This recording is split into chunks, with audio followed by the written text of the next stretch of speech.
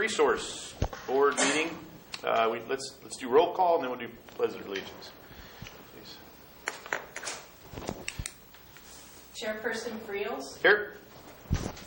Vice Chairperson Medeiros. Here. Board Member Machang. Here. Board Member Brewer. Here.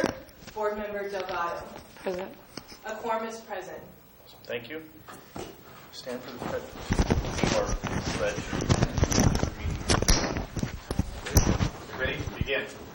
I pledge allegiance to the flag of the United States of America and to the republic for which it stands, one nation, under God, indivisible, with liberty and justice for all. Thank you.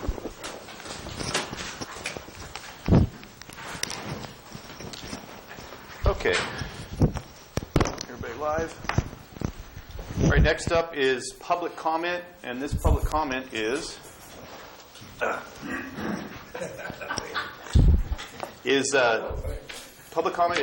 for anything that's not on the agenda tonight. Any public comment?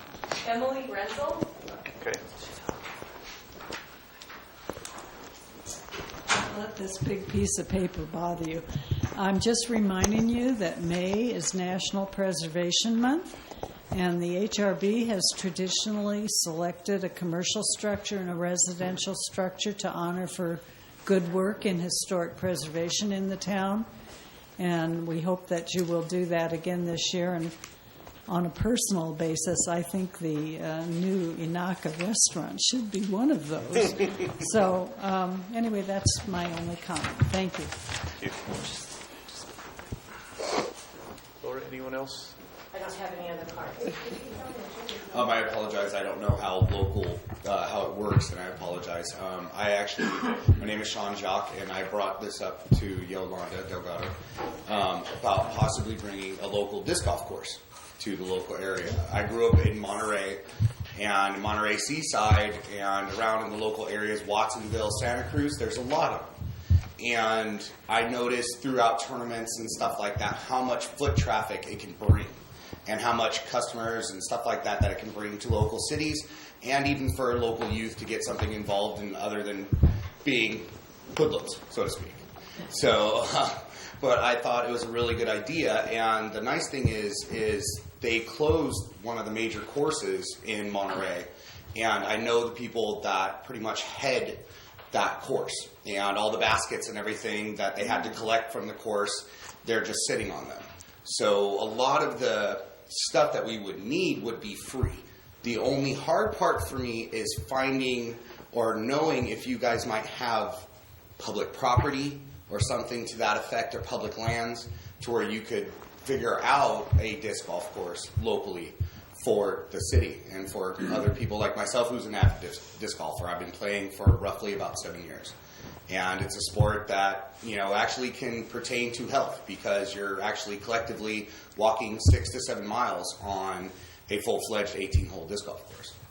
So I just thought it was a really good idea and something to bring up, to the city, and possibly bring in some extra foot traffic and, to our beautiful tourist locations as well. Because I'm sure maybe after a round of disc golf, they go for something to eat, or they go to check out the missions, or, local historical area. So that's just how it came to my mind, and so.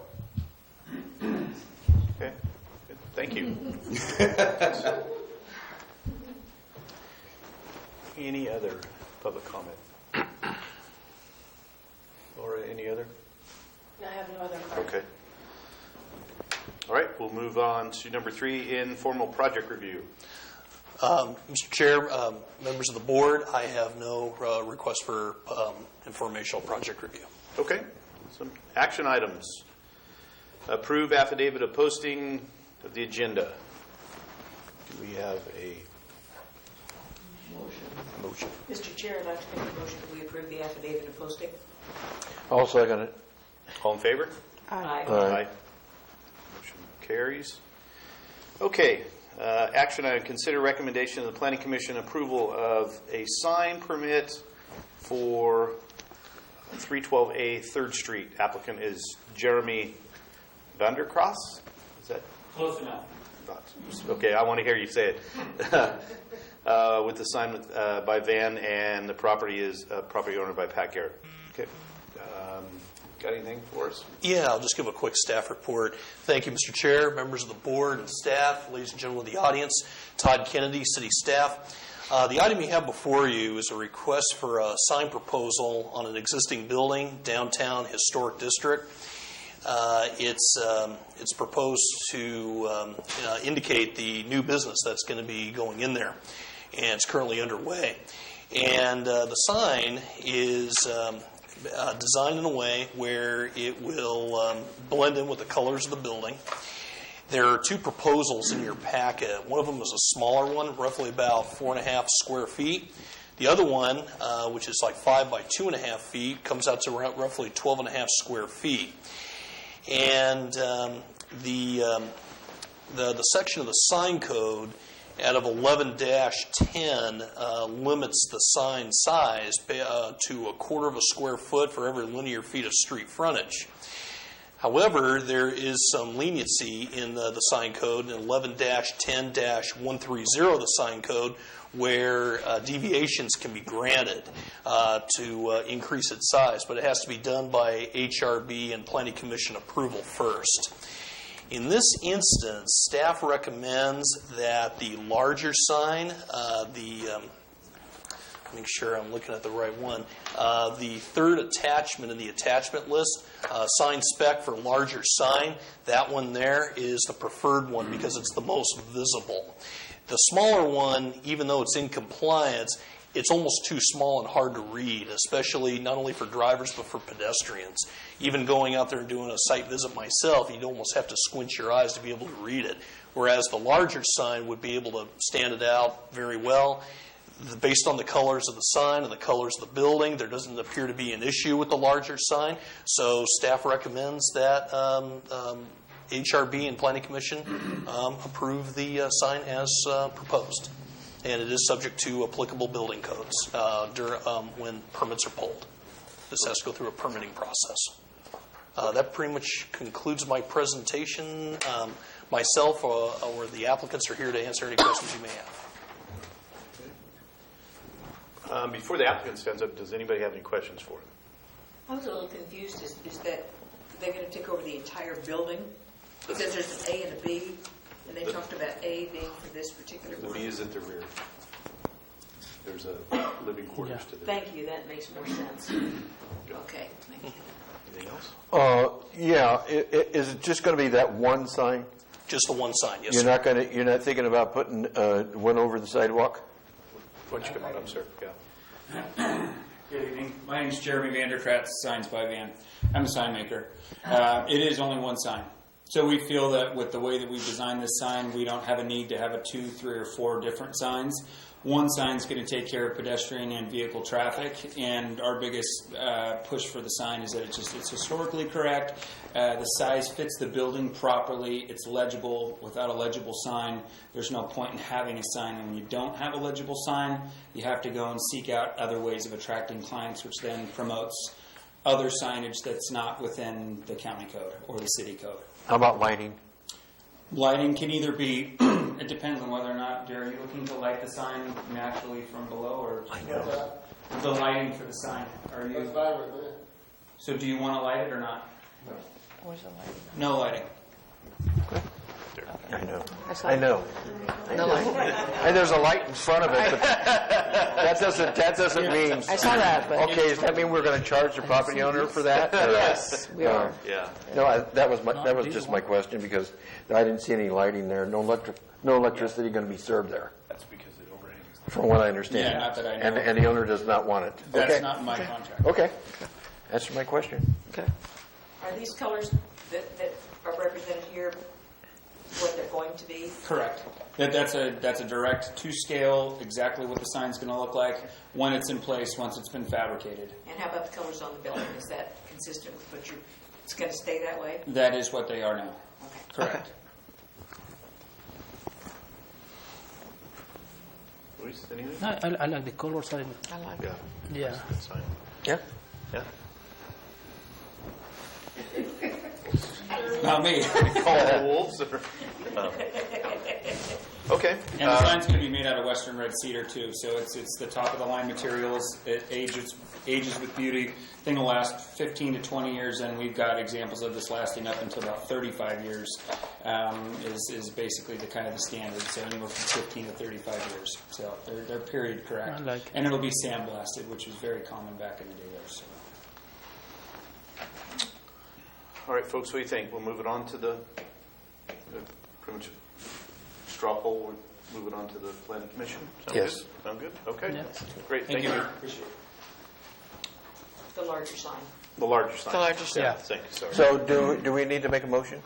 That we move this forward Well, and ask for everybody to agree, or what? it is an action. Right. Yeah. So I'll make a motion that we make a recommendation to Planning Commission to go forward with the sign, The larger sign. the large sign. Second. All in favor?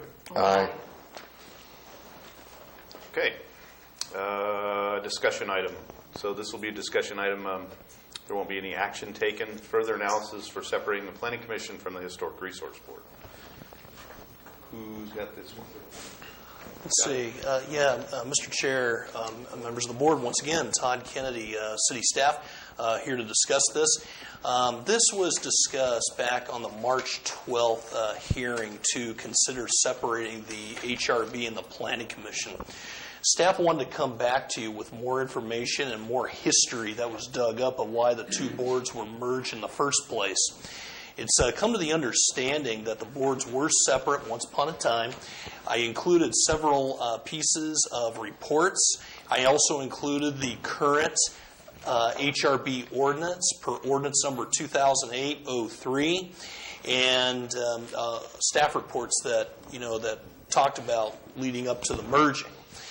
From what I understand, it was a cost-saving measure that was done several city managers ago, just to kind of throw the term out there. It was back in the late 2000s when it was done from my findings. And it was done as a cost-saving factor to get as many hearings on one board as possible. It was done because at that time the economy was going down and the town at that time was really hurt by that time. So that's why that measure was taken. So we just wanted to give you some overview of what this means and so forth, and I wanted to give you as much background information as possible before we start moving in this direction. So really, that's what we want to come back. We want to maybe further elaborate and further talk about this idea before we move on this. But that pretty much concludes what I have to speak to tonight. We can definitely discuss this further. We can, answer any more questions or further elaborate this discussion if you'd like. So. Okay, let's open it up to the public on this one and see if anybody has anything to say about it. Laura, do we have anything for this? I don't have any cards. Great. Okay. Did you all pretty much say what you wanted to say last week or last meeting, or anything new? I think Mr. Therese was talking about the cost-saving benefit or lack of the last time, that it would not really create a lot of extra work for the city staff. Or did I dream that, sir? So speaking off the cuff, because I have not reviewed the staff report from 2008, but anytime you have a separation in time, you add cost and you add potential delays for applicants. So that was as much a concern as the cost of staffing it. We still have to put out 2 agendas, whether it's the Planning Commission combined with the HRB or separate. There are other concerns relating to the duties. What I brought to your attention last time was 2 things. The duties of the HRB that I think ought to be reviewed. I have more problem, frankly, with the ordinance than I do with the fact that the 2 commissions are integrated. About 99% of the things that are defined as major alterations and about 1% as minor alterations that the staff can handle. And I think that could be changed so that the things might be more expedited for applicants. You'll notice that the HRB has duties to periodically educate themselves, go to conferences that we don't budget for. So there's a cost item if we're going to follow those things. There is an obligation that every 5 years we're going to update the survey that was mentioned in an earlier meeting tonight. That's a budgetary matter. So there are things in the ordinance itself that maybe made sense 10 years ago that may not make sense today. So I'm more concerned, frankly, as a city manager with those things than I am with the separation of the board. Finally, just to make this comment about the membership qualifications that are established in the ordinance. Recall that there's some specified specialties that the City Council should seek to put on the HRB. And absent that, the members of the HRB are annually to certify that they remain interested in historic resources and have taken steps to educate themselves on the roles and responsibilities of the Historic Resources Board. And where would we find members of the HRB? My guess is we'd find them from people who live or own property in the historic district, creating potential problems of conflict and the need to recuse themselves from actions that might have a material impact on their property or residence. So there are a number of issues like that that I think are worthy of attention of the City Council if you recommend to them the unification or the separation of the two responsible bodies.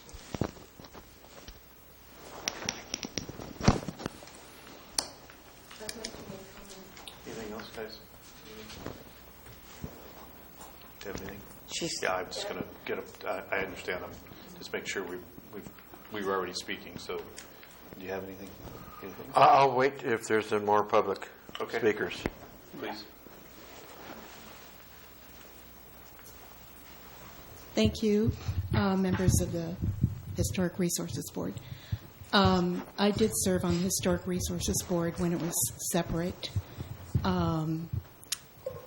And we were a certified local government at that time, which means that the members, there are categories like archaeologist, historian, things of that nature, or anybody who's interested in history, and most of our members fell into that category. There is a training requirement to be a certified local government, and you have to have an ordinance that passes muster. So our ordinance passes muster, the members of our board passed muster, and we all attend a training. And there are free trainings periodically throughout the year, and then there are even ones that you are web-based. They're negligible, $40, something like that.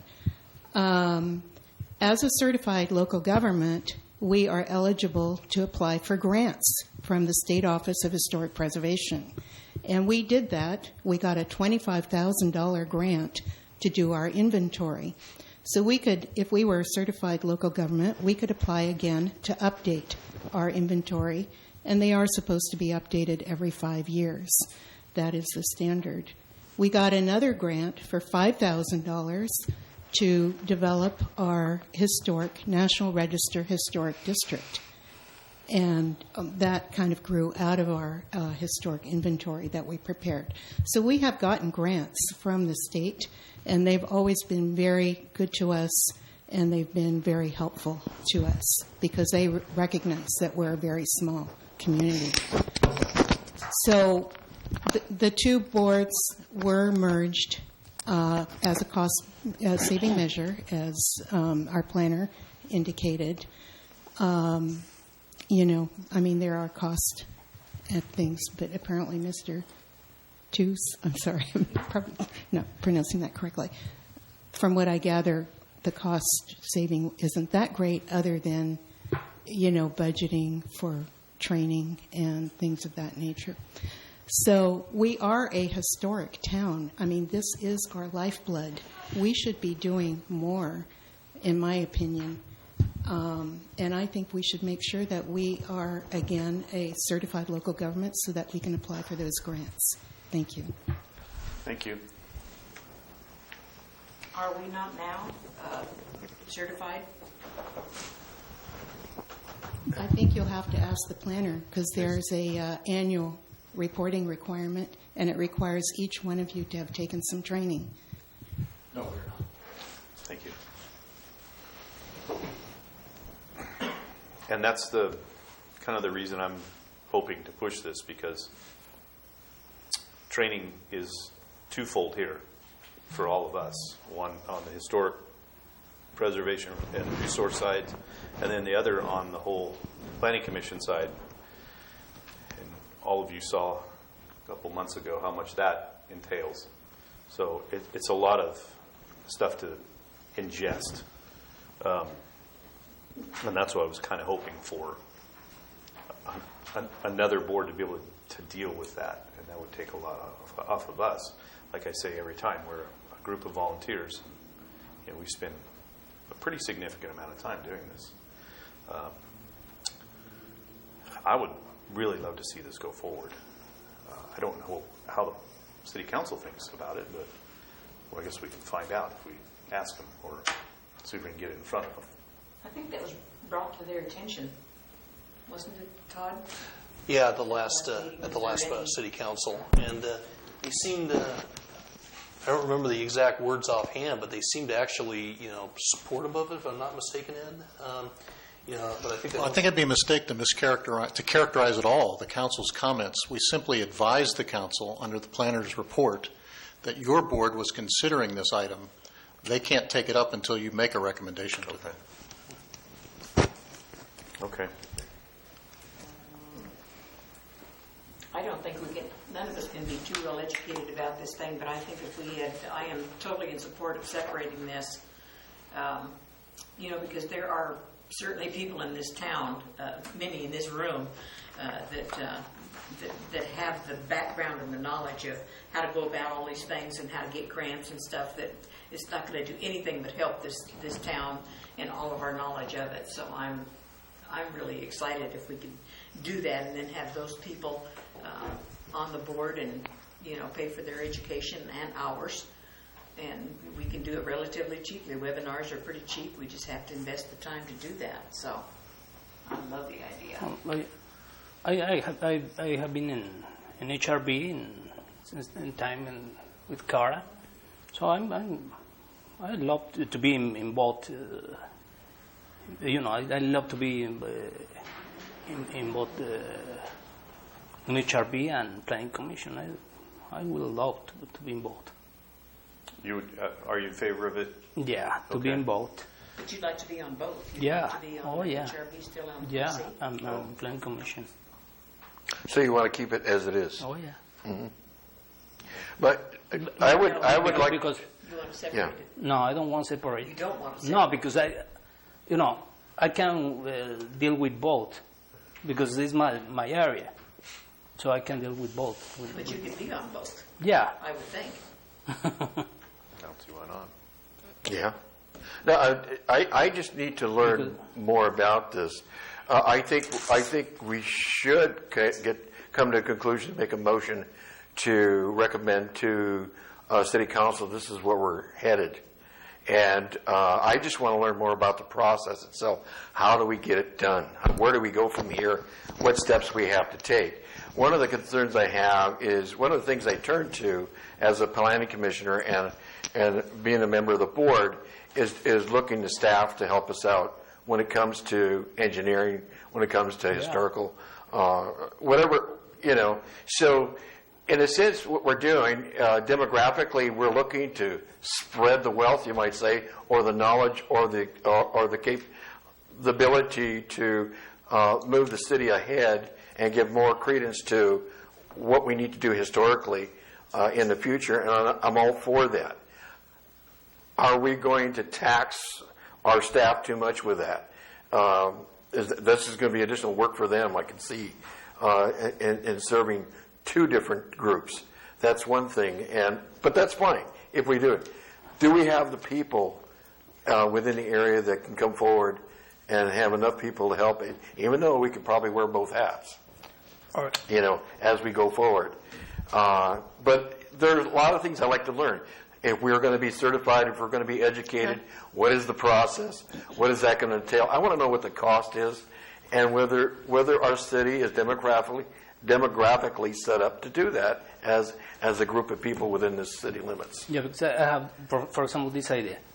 We can move to separate the boards, HRB and Planning Commission, but we have, or if we, some of these, as members, we want to be part of, for example, HRB, have the possibility to participate in HRB as well.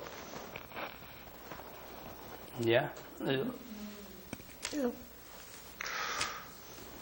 Yeah, well, who are the candidates? I mean, how are we going to get the right people in these positions that we want desperately to make sure they're certified and have the experience and background?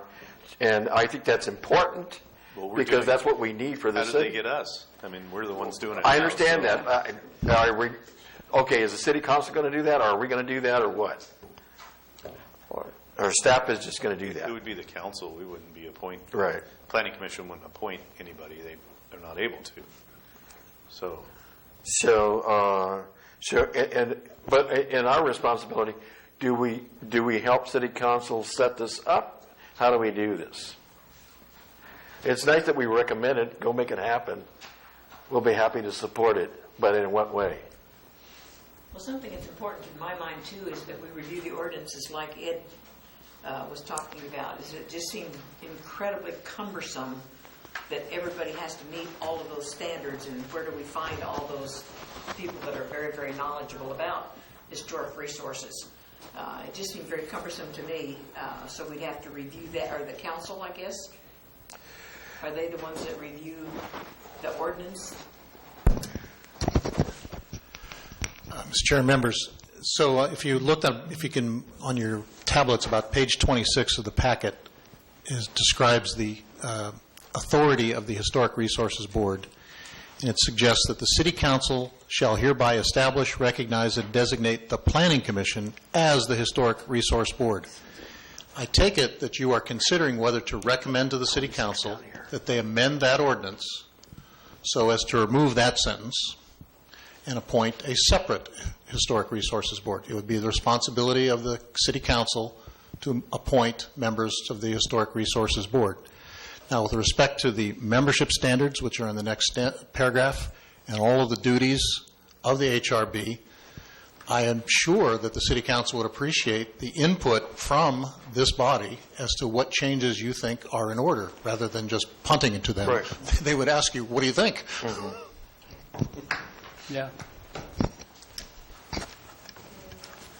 Well, I didn't expect it to happen overnight. I mean, definitely something we have to.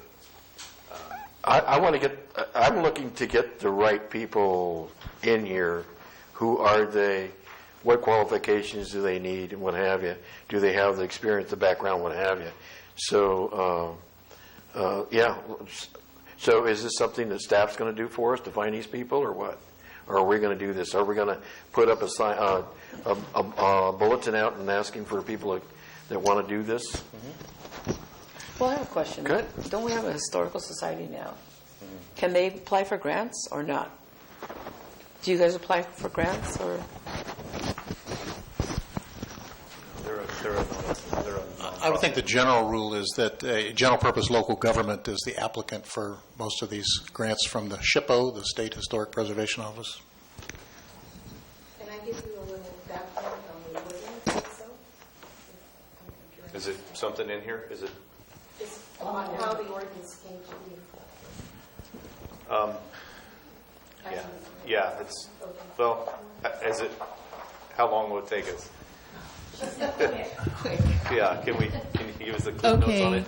The ordinance itself, the Historic Preservation Ordinance, was developed by a community group of people, dedicated people. We met twice a week for, I think, at least a year. Georgiana's gone. She was on it. Then it went to the Planning Commission. Dan DeVries was chair of the Planning Commission at the time, and they went through it line by line. It took another year. Every meeting, they had it scheduled, and they went, took a section and went through it at every single meeting. They made some changes.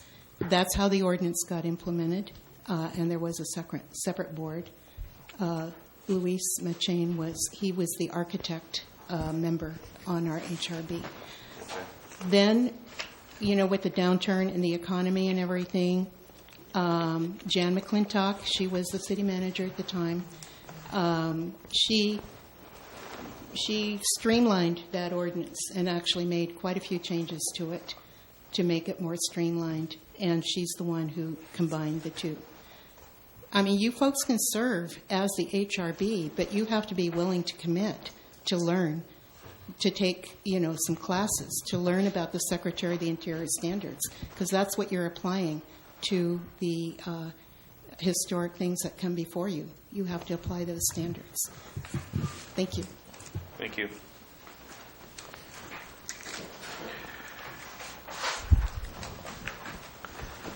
Yeah, like I said, I didn't think this would happen overnight. I guess the confusion is that Rachel, I'm sorry. I guess the confusion is that somehow there was thought that this should be hastily done. I don't think we're thinking that way. I think it should be done at a manner it takes to get it right. Well, shouldn't we see who of us wants to do the historical planning before we push it away? Who of us wants to go to training? Because that's what we were signed up to do. Sure. I mean, last meeting we didn't say anything about that, so I was just. I was kind of against it. Okay. I have never been. I was like cheating or not to do it. Okay. That's what I was asking you. But wouldn't it take longer because then they'll do this, and this, and you three were kind of like. My biggest concern is missing something. Exactly, and That's I get my that. biggest concern. I get that. And I can only go to so many classes. I have a job, so I can only do so much. I mean, I love the fact that I get these flyers and stuff, but and I have. Hang on a minute. Yeah.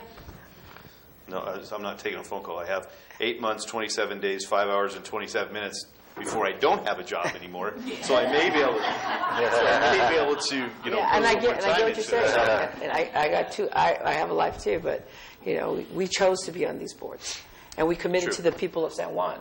And I don't want to cut them short. And I wanted to be a part of this city, and I wanted to be a part of the historical committee, and I want to learn, and I want to do it. I don't want to shrug my duties off. That's what I'm not. I'm not saying you do. I don't want to sever my duties off to somebody else. I wanted to do this. This is what I chose to do. Okay. Yeah, I think it was your concern, just the finite type details on the historic side.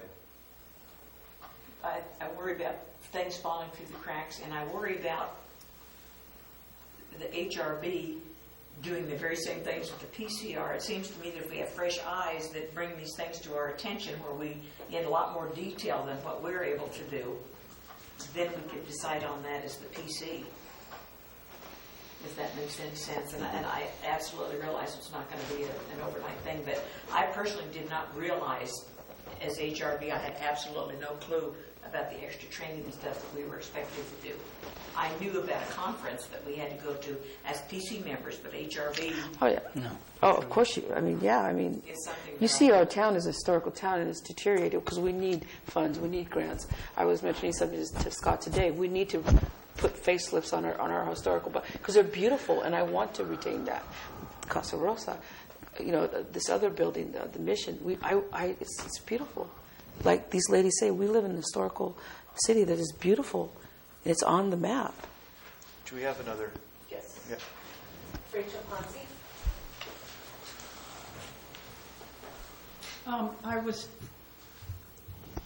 I think that it would be a good thing to separate. I think that it worked well before. And it's not like the Planning Commission wouldn't have any input on it, because from what I understand, the Resource Board has to give the recommendations to the Planning Commission. So you all would still have to do research on whatever the recommendations were. I'm thinking about at the expense, there was a mention of the expense, and maybe if the Resource Board was only maybe 3 instead of 5, that might cut down on the work for the staff, putting up all the paper, for 3 people instead of 5. And the expertise, I think that it's good that there are people that do have the background on historical preservation and all, but I don't think we should scare away anyone that is interested and willing to take the training. You know, I think that here in town we're more concerned about preserving the historical part of San Juan, and I think that if you get 3 people that are committed to that, I'm sure that they would be willing to go through the training and learn. And of course, getting grants, which would free up you guys, and the resource board might have more opportunities or time to do grants, because those, doing the inventory last time was real informative, and I think a positive for the city. Thank you. Thank you. Just what is our next step? Do we need to see if all of us or none of us or a forum or whatever like to explore this further? Or How about, who's ever interested in doing this, to put a committee together?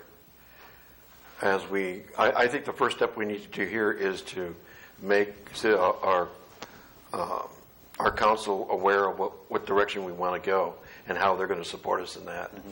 Today, I think we can do that and see where they're at, and then and they can come back to us and give us whatever support they're going to give us on that, and perhaps even some ideas.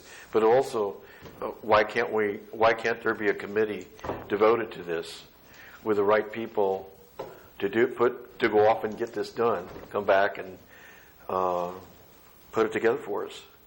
Because I know staff, I'm sure, is going to help us with it, but that might be one direction to go with it, as far as that goes. And any one of us could be on that committee, for that matter. It's a lot to ingest. Yeah, it's looking through I've got a chance to read through it, but I still want to kind of go through it again. And like I said, I don't think there's haste. It's just something we brought up, and the concern that when Shirley brought it to me, and I started thinking the same thing when she was talking about it, just falling through the cracks. That's my biggest concern. But I'd like to think that we all need to start thinking. I know you brought it up to City Council, but I think we're getting real with this. Mm-hmm. So let's get the support that we deserve, and saying, hey, we are really going to get real with this. What direction, we're still not sure yet. Mm-hmm. There's time to think about. We're still going to do some studying, some research. But I think, I think our message, I don't want to just leave it here today and thinking we'll see what happens in a couple of months.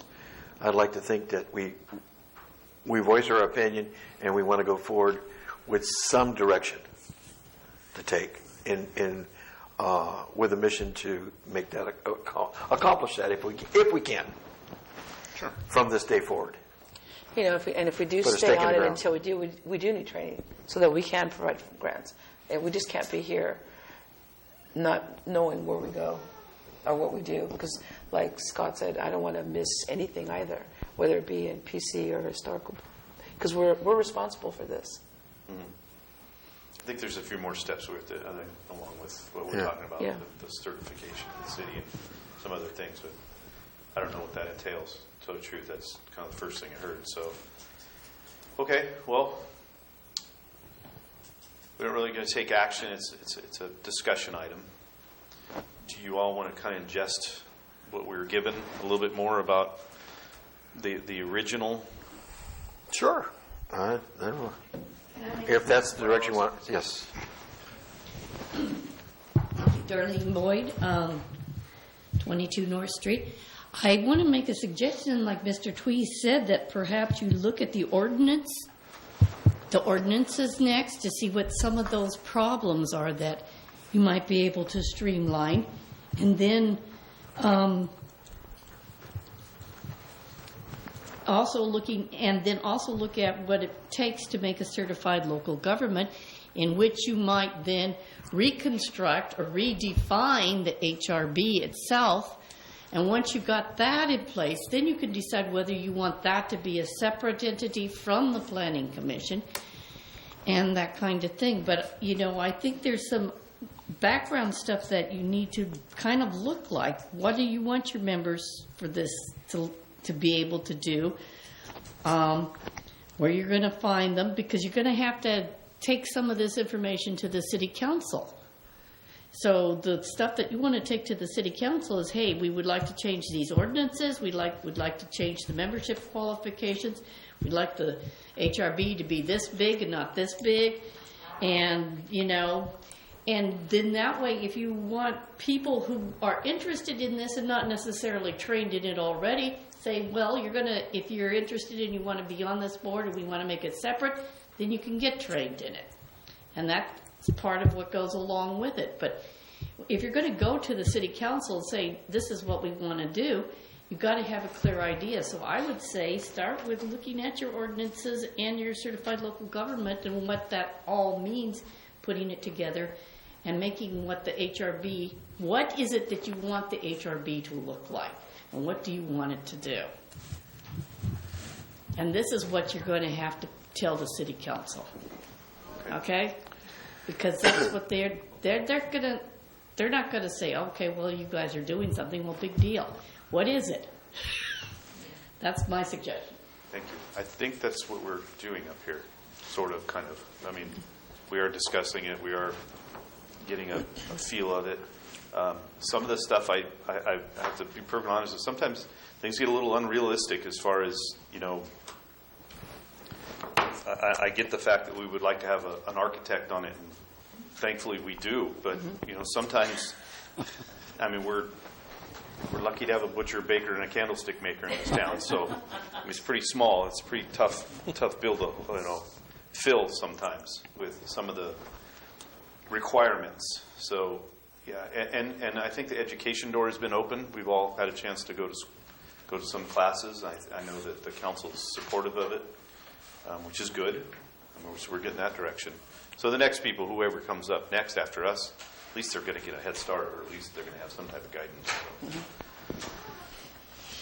Do you want to read through it?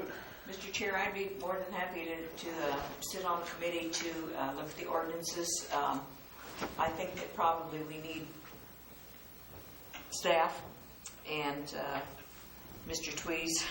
Well, I'd like to go out and see if we can't find somebody out I started to say in our neighborhood. Oh, you were going to say that I next? was going to say I'd like to be a part of that committee. I'd like to see a committee that has elements in it that says they're going to go out and they're going to put this thing together. Well, we've got to have input from people that have done it before and people that have worked here and know these things, and it shouldn't just be, in my mind, just those of us here. I think we need to have members of the community to be a part of that decision-making process, put together something so that we can present something here and then present it to give the council something to think about. But I'd be very happy to do that. Okay. I'll if you want somebody to help you with that, I'll help you with that. Awesome. Great. Let's not group think it to death, though. I mean, let's no. let's.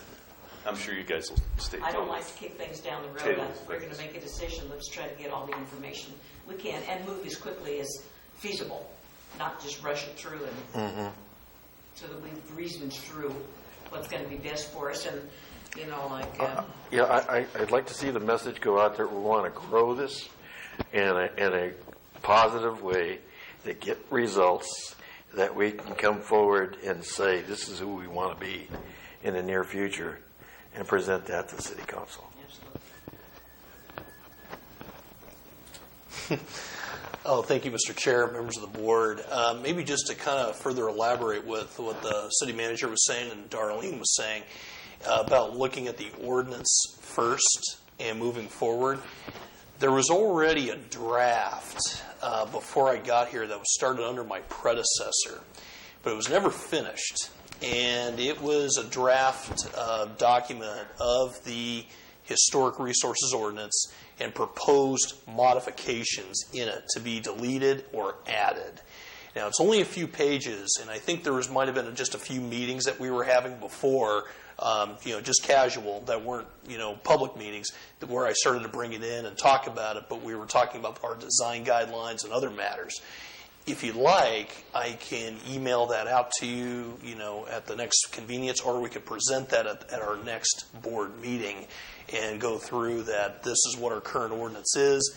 Here's what the proposed tweaks were at the time. Do we want to continue this, or do we want to go in a different direction? Because as what was stated before from the city manager and others, that there are some provisions and clauses in the ordinance that might need some work and might need to be examined. So, I just want to maybe start with that approach. Sound good? Mm-hmm. I just assumed if you could put that out as soon as possible, so we can start taking. But I just see this as part of our education to get this thing going, and I don't want to exclude anybody that want to jump in and help us with this. So I want a message. I'd like to see this reaching out to others to help with that. Who would that be? I'm sure there's members in the audience right now that would probably. I know there's the Historical Society have members that probably might want to give their input. Okay, what I'm saying then is what you're asking for are members of the community as well as the Planning Commission HRB to help you decide some of this, is what I'm hearing you say. So you want to put out an invitation for them. I don't want to exclude what I think might be our experienced people out there or experts out there to be a part of. But just interested people that are just exactly are interested in helping to make these decisions and evaluating this. Yes. You have to analyze it, you have to synthesize it, you have to evaluate it, and then make a decision as to what it is you want. I think it's not only interest. I think we are talking about as well about qualifications. Yes. Yeah. Yeah. Because there are many people interested, but we need qualifications. But I don't think all the work should just fall on you people, is what I'm saying. Is I think you should have some citizens. That's what David's talking about. Yeah. That's what and it's not necessarily experienced in the historical stuff. I'm just saying citizens Well, that are it does say experienced that. in So government. agriculture, curators, folklore, culture, anthropology, history, planning. I think as this evolves, we're going to have to plug it in with the right people. Yeah. Okay. And I think staff will help us with that easily. Well, I think you should put out a public invitation for people to come forward. And that's what we said. That's something we need to think about yet. Mr. Tweed. So, Mr. Chair, I wonder whether this is where you're heading. It sounds like a suggestion that the chair appoint 2 members of your board as a subcommittee to review the existing ordinance, to review the criteria for becoming a certified local government, and to make a recommendation back to the HRB on whether or not the HRB ought to be separated from the Planning Commission, with a direction to that subcommittee that they involve members of the community. And I would suggest, in addition to the people you've talked about before, you should involve property owners and businesses, those who would be applicants under the ordinance, so that they're involved in the review as well. And then if that was your direction, you ought to give them a time frame. They ought to report back in 60, 90 days, back to the HRB. The subcommittee reports to the HRB after having consulted with all the folks in the community, and then the HRB can decide whether or not to present something to the City Council. Okay, that does sound good. And it also... Can I be on this committee too? Because... No, we can't have 3. You can't have 3 councils? I like the fact... Please. I like the fact that adding the participants in the historic, because then the education gets out there also for them. Okay, now we have 3 people that are interested. Well, I'm just saying because it says the city council. You want me to bow out? No, that's fine. Because it says the city council shall hereby establish and recognize in this ordinance. Yes. Yeah. So I don't. Yeah, we don't make they're the ones that they overall approve of it. Now, Mr. Chair, it would be possible to establish a subcommittee of a majority of the commission, a board, but it would be a Brown Act committee, and you'd have to have public notice and the normal process. So every meeting would have to be noticed. Yes. Okay. Do we have to do that? I mean, can we do less than? The the recommended approach to subcommittees, and the City Council has used this approach itself, is to appoint 2 members, and then and for a specific purpose. It's not an ongoing purpose, and therefore it is not subject to the Brown Act requirements for public notice and the like. It seemed a lot less unwieldy to do it in smaller chunks with 2 of us to get the process started. Okay, let's do this then. Shirley, you're obviously interested. David, you spoke up too. So I'd like to appoint both of you to be on this committee you're talking about. What kind of time frame do you? What do you think? We're just going to read into it, right? So. I'd like to study a little bit more, maybe find out anybody here that might be interested in something like that. And I heard Cara talk about there may be some things that we have to have in our ordinances in order to be able to apply for grants. We need to be aware of that. I don't know, but there are people out here that do. So can we just do David and I, and then some members of the Historical Society or whatever? So members of the community who are assisting you would not change the nature of your subcommittee into a Brown Act committee. So you would be encouraged, under the suggestion I think has been made, to involve as many interested people as possible. Okay. And they ought to come from the historic preservation community. My suggestion only is that you also include people who would be subject to the historic preservation ordinance, property owners and businesses.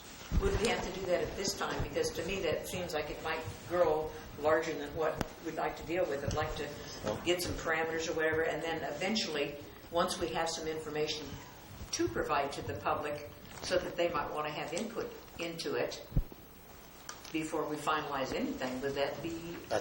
You could follow that process as well, yes. Yeah, we can advertise it. Sure. Folks, and who's ever interested, and then, but let's have a time frame. Let's not open it up for the next year. Absolutely. Who's ever interested will get within a window, and who's ever interested who comes in that window, and then you all work together. Okay. Now, I'm not saying that you can't use others outside, for, I guess you would say, expert analysis or whatnot, but I think I don't know how big you want to make this committee. You know what I mean? Pretty soon you might lose. Right now, it's just me and her. You might lose, yes. I just want to read it, get back with you, and then see if you and I can come up with a consensus. And maybe there's not that we don't have anybody wishing to call us or whatever. I mean, I'm open to anything, but right now it's. Can we do 60 days? Is that the 2 of you? Yeah. No. Well, No. I think the first month for till the next meeting, just you and me. Okay. And maybe get names of anybody. We probably could get some names. Yeah, we'll come to that conclusion after we read into what we want to do. And you can work with staff as far as social media, things like that. Yeah. I mean, anybody can, but I just want the time to review this and then get back with you. Okay. So I just wanted to interject something. I'm working on the ordinance because I'm the chair of the subcommittee on historic resources and community design for the strategic plan. And what you're talking about dovetails exactly into what I'm working on in terms of the program and policies that are set forth in the ordinances. So if I can interact with you or work together with you, you can see what I've done, and maybe that would help you. Yeah. It sounds like what I'm doing is kind of the That's fine, but I want to read into it first, make sure I got a good grip of what's going on, so we can talk the same language, yeah. And then make sure Shirley is on board in that regard too. Okay, sound good. You bet, and get the information on what's already been done. So 30 days. Yeah. Okay, so 30 days. You all want 30 days, and then we'll report back and let you know what our consensus is and what we think we need to do. Okay. Good. Okay. And that doesn't exclude anybody. Oh, it does. We can't talk to you guys about anything. It'd be a violation of Brown Act. Yeah, you can't. So we can't talk about Oh, that's right. You're right. Yeah. Well, okay. Unless we want to add a I just sixth want to tell member. everybody. No. Yeah. Okay, we good with that? Can we move on to the comments? Historic Resource Board members, any comments? About what the gentleman said about the public comment. Yeah. How do we get that on the agenda to open that up? I think that was a great idea that he had about the disc golf. How would the disc golf? That's really good. It's low maintenance. It's free equipment. I don't even know what that means. So, Mr. Chair and members of the board, under public comments, the board is not allowed to engage in extensive conversation about those matters because it wasn't on the agenda. Yeah, so if you wish to have it on the agenda, you would simply say, we'd like to put this on a future agenda. You are able to hear staff comments, and my comment would be that this is probably more appropriate for the Planning Commission than for the HRB. Okay. And second, that it is appropriate to be included in the citizens-based Parks and Recreation Master Plan, which was launched a year ago. I don't know its current status, but such a project ought to be incorporated in that planning effort rather than taken as a separate item. And that's under the strategic planning group? Okay. Who knows, they may already have something like that in the hopper. Probably should the strategic planning committee, their subcommittee. Yeah, he came to me and I said, I don't know. No. This is a whole different group. That's I'll explain. There is already a parks group together. So I don't know if this is under. The only thing I ever heard was dog park, but so far. But yeah, I think we were discussing a little bit too much of it right now. So we should get it on the agenda for the Planning Commission. Can we do that? Maybe a status of the Parks and Recreation Master Planning process. Awesome. Good. There we go. Anybody? That's it. What? Any comments? Oh, no. Okay. City manager comments? No. Planner? Nope, no comments. Okay, motion to adjourn the Historic Resource Board meeting. Motion? I'll second it. Okay, all in favor? Aye. Opposed? Okay. All right, can we take a 10? Sure. Yeah. Why not? Giants are on in 20 minutes. Oh, no. What? No, they're already, aren't they playing Can we already? hurry up? 7? That are separate, so I don't have to go back and forth with on this tablet.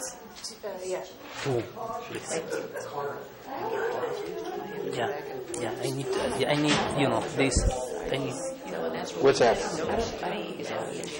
yeah, I do this thing. It's not. I cannot go right over It's not a here. public meeting. What my Not yet, my anyway. iPad? Thank you very much. Yeah, I but have see, my own Scott doesn't see iPad. I can I know, really he's- notes in here, but He's too, yeah. it's not mine. I cannot. He's too. I cannot do it. I don't think he understands it.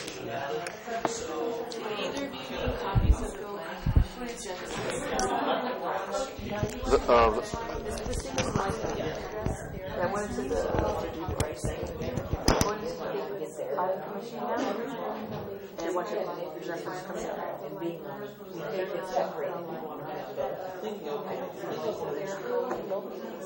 did that. Like, I did that. It's hard with the big pictures.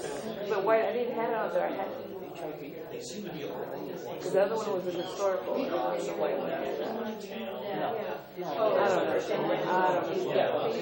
Please put my email in. I can.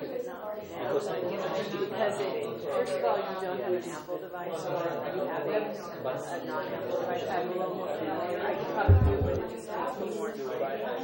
And I'm all the settings are locked in the drawer. So it's something that for me. I'll leave. I'd be glad to go home. Oh, boy. Yeah. Again, don't ever call these two youngsters here that get you in trouble, Scott? Yeah, I heard that she's gregarious. Yeah, then she hooks me up with the captain, and he lost his keys when I was talking to him. I don't know what happened. He couldn't move the bonuses.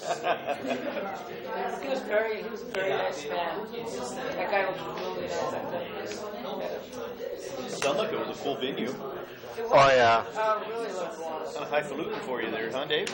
It was way up there, man. Everybody's telling me, hey, did you see any ghosts? Right. Of course, there was somebody coughing. Seemed like in the same room that I was staying in. It's weird. I get together with two guys that I used to fight fire with back in the 80s and the early 90s. They both moved on in their lives. We get together once and twice, sometimes twice a year. One lives in Vegas, the other one lives in Tucson. So we're trying. Our theme is we try to go to like Old West type towns, Tombstone.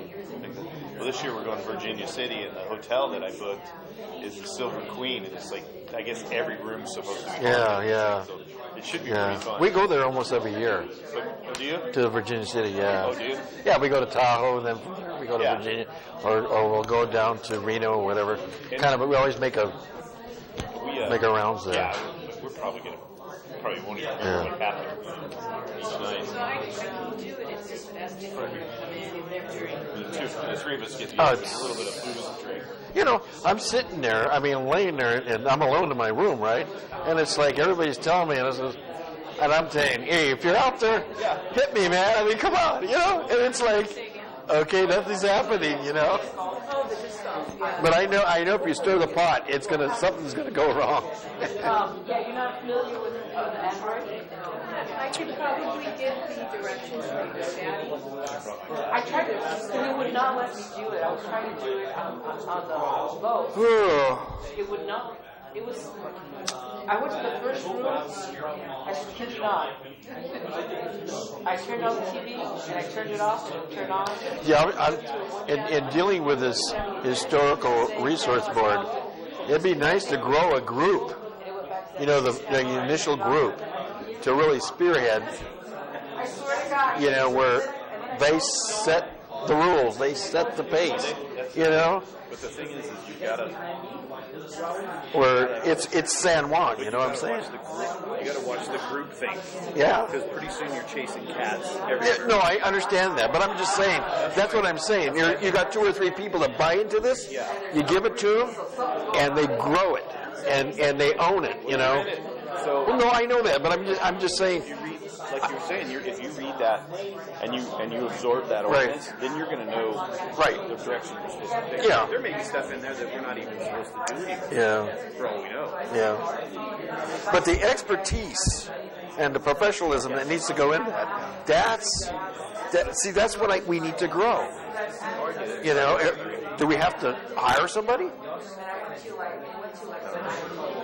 You know, I mean, we got a historical manager. You know, let's don't get too good. All right, I am looking at one right now. You are a paper guy like I am, huh? Yeah. I don't like this. Ask for the paper. Ask for it. They don't have to ask for the book. Yeah. I'm happy with this. I go with either one. Yeah, I can edit it and all that good stuff. I'm like him. Like when he said, no, that's good. That's a map. Here you go. You know what? I hear you, man. Go for it. Okay, we've got the Planning Commission meeting coming up, folks. Let's go. Okay, I'm calling to order the Planning Commission of the City of San Juan Bautista, April 2nd, 2019. Let's go ahead and do the roll call for the Planning Commission, please.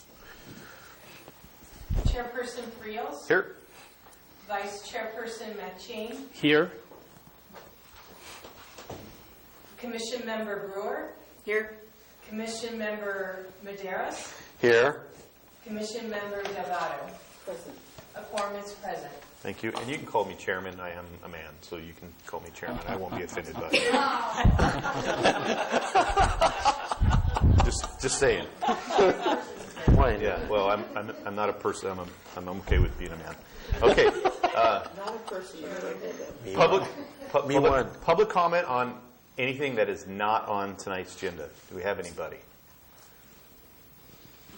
I don't have any cards. Okay. Mr. Kennedy, any informal project reviews for the Planning Commission? No, sir. I have no request for those. Okay. Action items, approve the affidavit of posting of the agenda. Do we have a motion? Mr. Chairman, Thank you. I'd like to make a motion that we accept the affidavit of posting. We have a second. Okay. All in favor? Aye. Aye. Opposed? Okay. Consider recommendation by the Historic Resources Board for a sign permits for 312 3rd Street. Applicant is Jeremy Vander Cross. Signs by Van. And I think they might have bailed. He left. Okay. Yeah. Anything further? That was it. Yeah. That was the. Nothing, sir. No, sir. Nothing more. So we already passed it in the historical. Do we have to do? We moved it over. Yeah. We have to approve. Make it, a motion. So any comment first? Any public comment? Good. I don't have any cards. Awesome. Okay, let's move forward. Folks, we're good with it? Yeah. Yes. Do we have a motion to approve? You made the motion. Make a motion to consider recommendation for historic from the what? I'm reading wrong. I'll make a motion that we go ahead and approve the sign that was that we recommended to Planning Commission from the Historical Research Board, a permit for 312A 3rd Street. Applicant Jeremy Vanderkrotz, sign. The larger one. A larger one. The 60. The large one. 60 by 30. 60 by 30. I second it. Okay. Okay, all in favor? Aye. Aye. Opposed? Okay. Awesome. Discussion items, report from planner on current and upcoming projects. Let's see, Mr. Chairman. Really just maybe a couple things to report on. We talked about Casa Rosa tonight, the joint meeting. Fault Line Restaurant, 11 Franklin Street. It says right here in the report that the revised plans would be turned in. Well, those plans were turned in. We did receive them. I did cross-checked them with the conditions of approval and the building code plans as well, but I should say just the conditions of approval and what was agreed upon. There are some comments, including colored, revised elevations of what the building is going to look like. This is the accessory building that was reviewed back by the HRB and Planning Commission on October 2nd. So those comments are standing, and I gave those back to our building division. So these plans still have another round of reviews to come. So that's moving forward. Let's see, I think pretty much everything in the list here. 70 McKillamy, number 9 of your list. I'll just talk a little bit about that. There is a meeting scheduled with city staff and the property owners and a couple of parties with the next door, the adjacent property across the street. We plan to meet this week and go through some proposals. So we should have some more information maybe by next meeting or so. So that's what's going on there. 70 McKillamy is the place right across the street from the old Chalmers house. And pretty much I think that's about it right now. What about the brewery? You have no ETA? Have you talked to them? Last I talked to them, I got to follow up with them, but they were telling me that last time I spoke with them, which has been a couple months, their contractor has been revising the plans, and I'm anticipating a submittal coming in, but I don't know what the status is. You submitted that for 3/27/19, didn't you? You have a pre-submit. That's what you're preparing for submittal 3/27/19. That's what you have here. That's correct. Nothing. And nothing since then, no. The building's for lease. Yeah. Okay. Any questions, folks, other than? Yeah, about the Sétimo Acolemi, when we can see the project, the whole informal project? Well, as you probably remember, the property owner did give an informal project review. After this week's meeting with the property owner that myself and the city manager will be sitting in on, we should have some more definitive information. Okay. Yeah, I have nothing more to report. He hasn't submit any kind of prep plans or something? No, sir. No, sir. Okay. Also, if I can just report, let's see, it's, I don't know why I didn't include this on there, so I need to make an amendment to this. I'd like to give an update on the housing elements.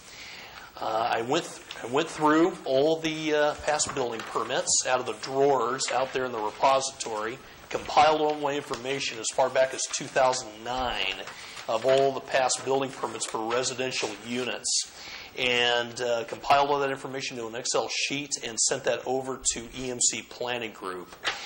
And also information they were able to extract from our internal system called iWork that covers everything back to 2017.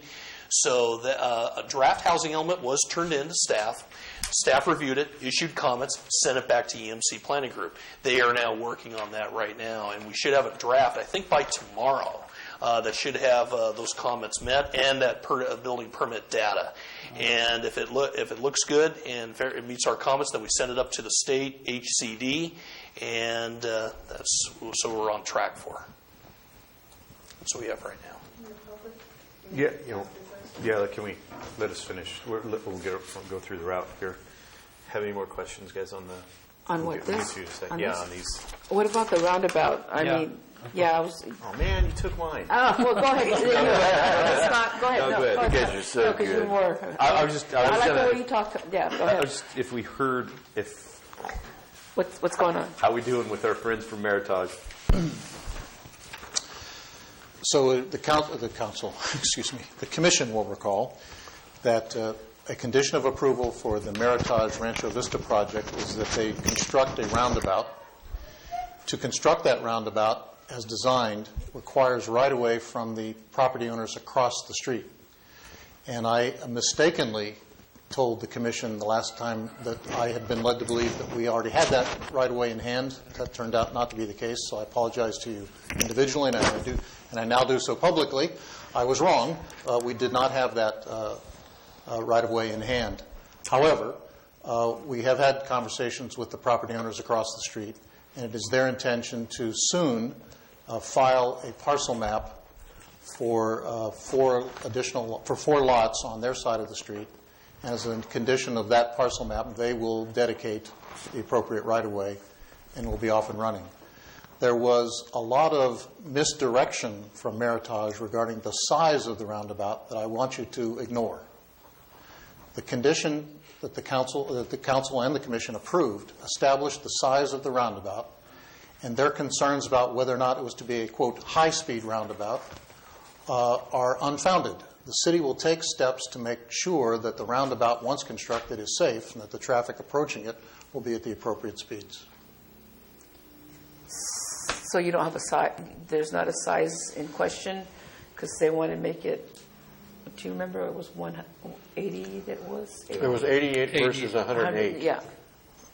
The condition of approval was for the 88, for the smaller of the two. Okay. That will work. They understand that it will work. They understand that the city will take steps to ensure that the approaching traffic is safe. There are actual standards in the traffic manual provided by Caltrans on advanced signage so that people coming into the roundabout are warned there's a roundabout ahead and to slow and to make the safe turns. Also, that it's not a highway. Remember, they were indicating they could. And that it was a San Juan Highway at one point in time. And public cannot make comments. We're talking about this. Please refrain yourself, Darlene. Go ahead. And that's the point I want you to not worry about. The commission made the finding that the project as designed was consistent with the general plan. If the applicant wanted to change the general plan, he'd have to come in and ask us to do that. And he has not done that. Okay. Ms. Funk, you have... Quick question on housing element. Yes. There was a public community meeting, which I think was just in form only. so that they could check off that box that they'd had a public meeting. And people who attended that asked to have an opportunity to look at the draft housing element. And so I'd like to reiterate that I think people signed a sheet at that meeting with their email addresses. If we could take a look at the draft housing element before it's submitted to the state. Thank you. At this time, let me just address that. That is true, and that's what the purpose of these comments are being addressed for. And at this time, it's not being submitted to the state for adoption. It's being submitted to the state as a progress report. So it's just an FYI form. And so city staff took a look, issued comments, came back to the consultant. As soon as that's finalized and it's ready and presentable, then we can issue that to the public. And that can be posted on our website. That was requested, and that will be honored. Okay. Thank you. Fantastic. One question, do we have the date of that? The date of? This meeting? It was back on February 20th. Okay, cool. Well, that answered the question about the number 2 on page, I think it's the second folder. Oh, Louisa's? Page 3 of 3, yeah. Perfect. It sounds great. I'm glad people are working with each other. It's wonderful. Good. Anything else? Midnight Express, did they get anything to you yet? Were they supposed to get you another set of plans, or because they're changing their building, correct? That's correct. Yeah. Set of plans have been under review, but I think I'm not sure where the status is with that, but right now there's pending comments out there. I think with building and I think engineering, and I have not seen a revised set of plans yet at this time. So. Okay.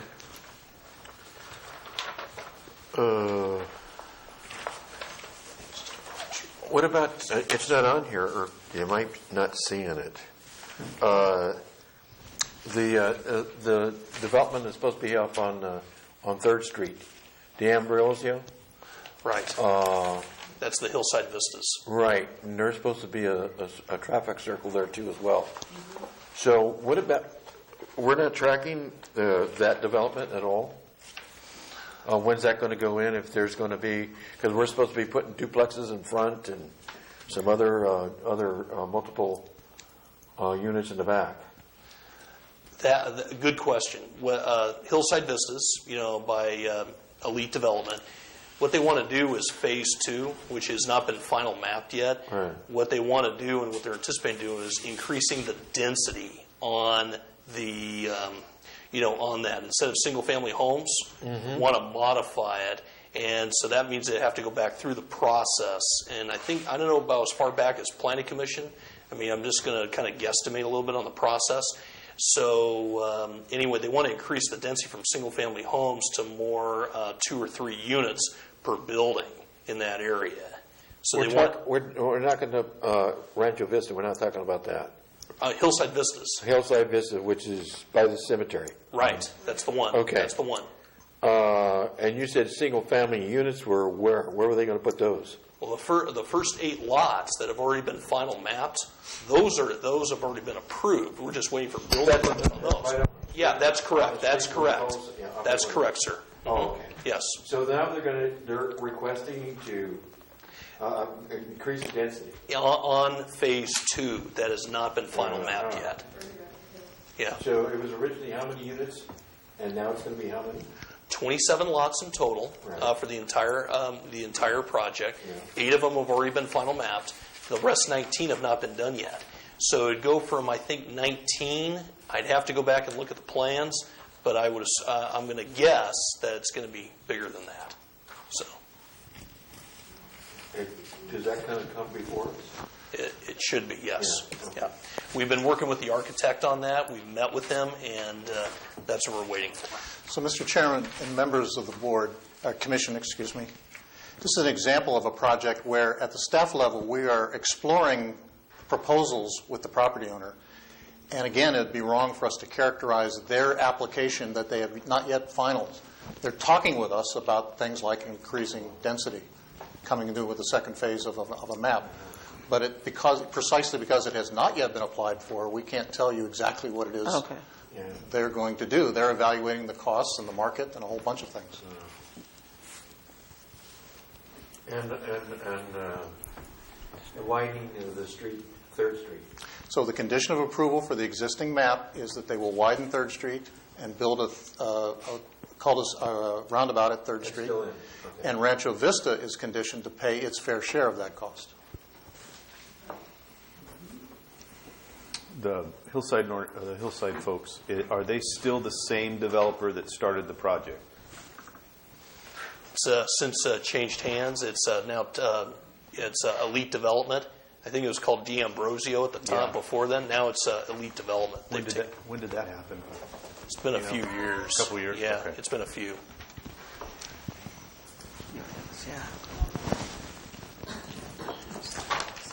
Anything else on the horse blanket here? Anything? You good? Yeah. Awesome. Okay, we're finished with the discussion item on the upcoming events. We're down in the comments. We'll start left to right here. Planning commissioners, any comments? Go to you. I have a question for the city staff. We were given the 300-foot buffer for voting purposes for the commission, and we understand it's 500. Do we have the new buffer? Oh, I told Laura about that last. To 500. I told Trish about that last time. She was going to do it, but she's not here. Yeah. So I just want to make sure we didn't forget that. So it gives some guidance on what we can vote on and what we have to recuse and stuff. So thank you. I'll make a note of that. Yes. Yeah, let me make a note of that. That's it? Oh, anything else? Luis, do you have anything? No, I'm good. Look, I have a question. I don't know if this is appropriate in the comment section, but what is I'm going to ask these, and if this is something I have to bring up somewhere else, the sewer capacity. What is our sewer? Yeah. What is our current sewer capacity as far as percentage? Does anybody have an idea of what we're at? Someone does, but it's not. They're not in the room tonight.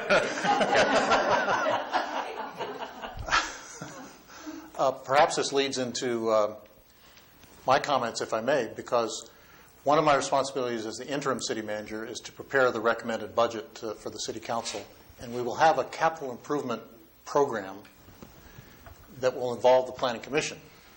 Those who went to Planning Commissioners Institute learned that under the state code, it is the duty of the Planning Commission to review the capital improvement program and make a finding that is consistent with the general plan. I can assure you we're not going to submit a capital program that's not consistent with the general plan, but you're required to make that finding. So we'll submit the budget to the council in early May. Your meeting in June, you should consider the finding. But we will be making a series of recommendations for improvements to the wastewater treatment plant, wastewater treatment collection system, so as to ensure that we are modernizing and rehabilitating that which is old and outdated, and maintaining the capacity needed to serve the needs of the community, of the general plan. Again, somewhat reluctantly, I have been assured that we have sufficient capacity to meet the growth demands of the general plan. But that's a function both of the rating of the plant and how it is actually operated. When we had a whole slew of sludge in the plant, it was operating at less than its rated capacity. By taking the sludge out of the wastewater treatment plant, we were able to operationally expand its capacity.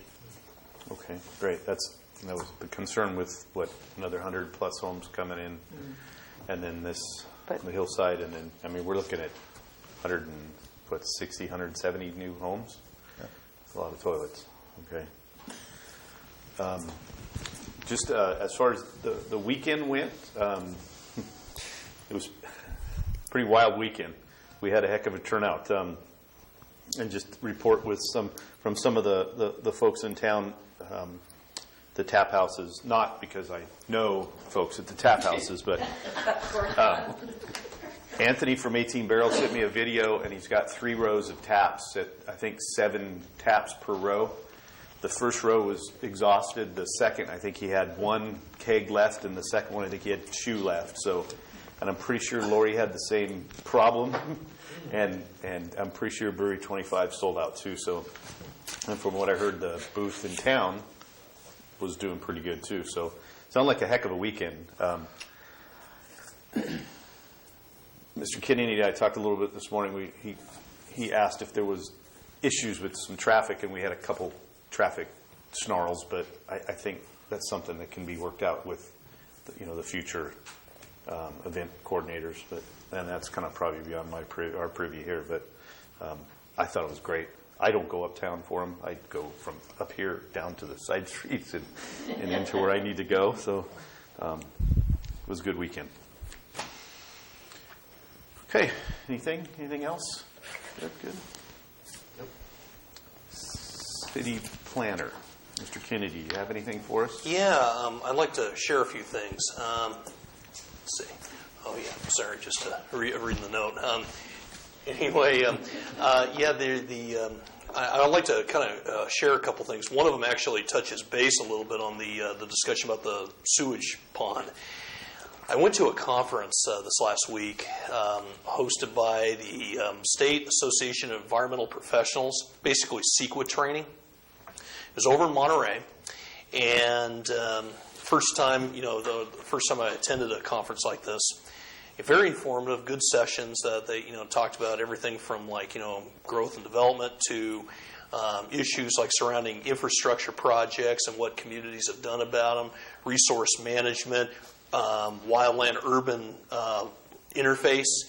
One of them was talking about a project up in the city, San Francisco, where there was a retrofit done to their sewage treatment facility near Hunters Point, which is right there in the urban area, and what was done to make it basically a good neighbor, to cut back on the smell, the site, and so forth. So I attended it, and I was thinking about what can we do with ours, because we have kind of a similar situation.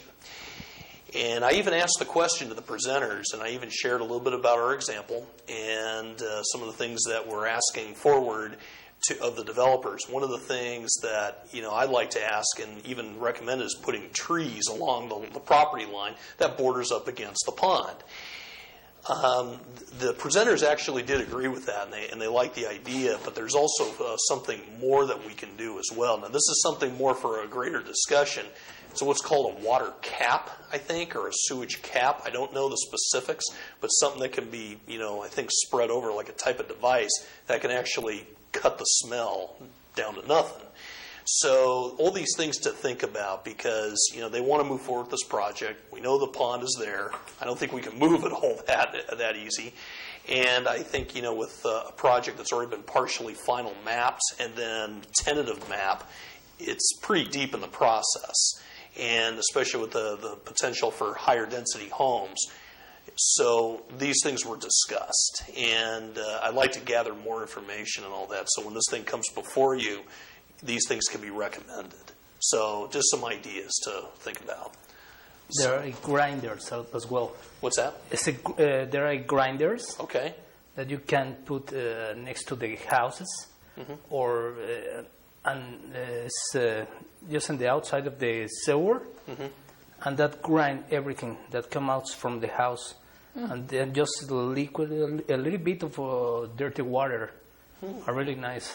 I'm gonna send you the link. Yeah. Maturation systems. Yeah. Are very nice. Like on a boat. Yeah. Oh yeah. Yeah, that's right. Yeah, the whole idea behind that is that see if we can make it work, make the situation work. Because I know that's always been the laugh. For a while, it's like, how are we going to deal with that? But if there's a way, let's see if we can make that happen. So that way these homes can sell. I can't smell it. Can you smell it, Dave? No, I mean, I've lived there across all our lives there, grew up there on that side of town, which is on the other side of town. We've had our share of moments, but it's been relatively good. And I really don't have neighbors coming to me and complaining about the smell and stuff like that, but maybe we should do something about it. We don't have anything like that going on. So that's good. So other than that, that's pretty much all I have tonight. So. Okay. Ted, thanks for all your help this month. Appreciate it. Mr. Tweez? Nothing further. Okay. Before I adjourn, I just want to thank everybody in this room for being here and helping Sam. We appreciate it. We all appreciate it. And a motion to adjourn. I'll second it. Yes. We have to say first. Yeah. Motion, second. All in favor? Aye. Let's do it. Opposed? We're adjourned. Thanks, folks. Baumgartner's kitchen better not be in the hole. We even had back here. Well, he had that. Oh, I know. The sign. You know, if you left that park there, $5 car. The parking. Yeah. But a police officer also said he wasn't parking. And he and his son didn't park. They told us off. And when they left, his son couldn't put us off. Short guy, stomach. And his son had a personalized license plate. LST. It was like really